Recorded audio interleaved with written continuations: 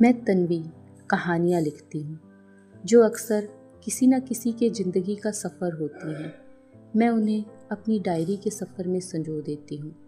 आज मुझे श्रुति, जो मेरी कॉलेज की दोस्त है, उससे मिलने मुझे प्रयागराज जाना था। प्राथमिक विद्यालय में कार्यरत है श्रुति।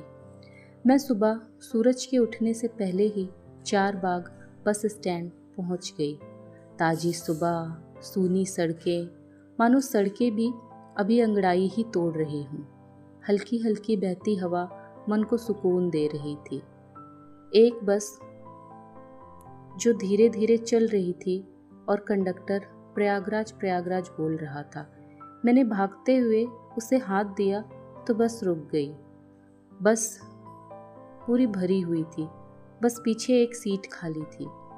मैं उस सीट की ओर बढ़ी और बगल में बैठे एक बुजुर्ग व्यक्ति, जिनके माथे पर उम्र की लकीरों का जाल था, आंखों पर मोटा चश्मा चढ़ा था और बड़ी बड़ी मूछें थी।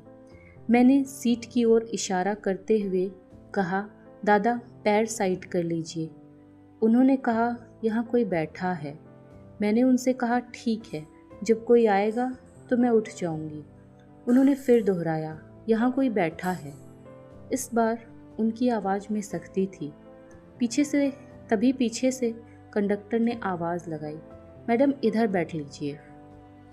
मुझे उस व्यक्ति पर बहुत गुस्सा भी आ रहा था और हैरानी भी थी कि कितना अजीब इंसान है ना, जो बच्चों की तरह हट कर बैठा है। मैं चुपचाप कंडक्टर की सीट पर जाकर बैठ गई।